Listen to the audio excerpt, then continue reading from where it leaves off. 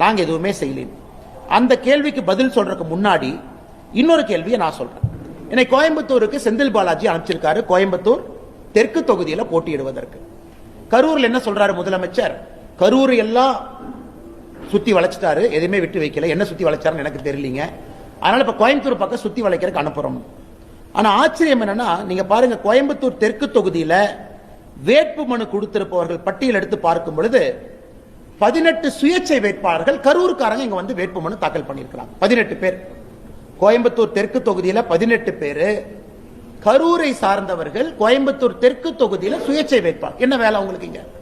அவங்கள படிச்சீங்கன்னா வேட்பு மனு தாக்கல் பண்ணவங்க சுயேட்சை பார்த்தீங்கன்னா விக்னேஸ்வரன், TNHB, காந்தி கிராமம் கரூர், முகமது இஸ்மாயில், கன்னார சந்து, மாவடியான் கோவில் தேரு Karur, Babu 444D railway colony Karur, Praveenkumar, Arunachalam Nagar Pasupathi Palayam Karur, Suriyakumar, DSP quarters, எல்லாமே TNHB சுத்தியே தாக்கல் பண்ணியிருக்கிறாங்க. கரூர், பெருமாள் கோவில் ஸ்ட்ரீட், நெரூர், ராஜபாண்டியன், இந்த மாதிரி விஜயன், ஜோதிவடம் ஈஸ்ட் ஸ்ட்ரீட், உப்புடமங்கலம் கரூர்.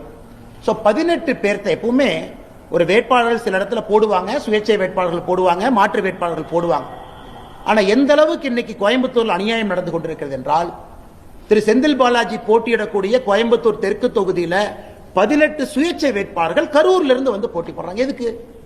அவங்க வேட்பாளராக போட்டி போட்டா அவங்களுக்கு ஒரு அத்தாரிட்டி கிடைக்கும், ஒரு பாஸ் கிடைக்கும்.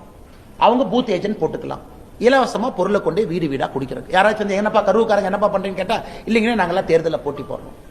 இதெல்லாம் அந்த அமாவாசை காலத்து டெக்னிக் எல்லாம் 2026 தமிழக சட்டமன்ற தேர்தலில் கரூரை சார்ந்திருக்கக்கூடிய செந்தில் பாலாஜி அவருடைய அடியாட்களை, கரூரில் இருக்கக்கூடிய கட்சிக்காரங்களை சுயேட்சை வேட்பாளராக போட்டியிடக்கூடிய தொகுதியில் இறக்கி விட்டு, நாயப்படி இதற்கும் எலெக்ஷன் ஆணையம் ஐடி கார்டு இதெல்லாம் கொடுப்பாங்க. வேட்பாளர் என்கின்ற போர்வையில கோயம்புத்தூர் மக்களை உள்ள இறங்கி இந்த இலவசங்களை அளித்து இதன் மூலமாக அங்க இருக்கக்கூடிய அமைதியை குலைப்பதற்கான முயற்சி நடக்குது. அதனால கோயம்புத்தூர் தெற்கு தொகுதியாக இருக்கட்டும், எந்த தொகுதியாக இருக்கட்டும், எனக்கு இலவச பொருட்களை இந்த மாதிரி போர்வையில வந்து கொண்டு வரக்கூடியவங்க மீது கடுமையான சட்ட நடவடிக்கை எடுக்கணும்.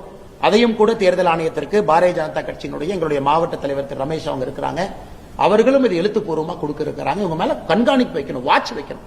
உள்ளூர்ல இருக்கிறாங்க, சுயேட்சா போடுறாங்க, யாரு வேணாலும் எங்க வேணாலும் நிக்கலாங்கன்னா தேர்தல் ஆணையத்தின்படி 234 தொகுதியில் யாரு வேணாலும் எங்க வேணாலும் நிக்கலாம். தவறு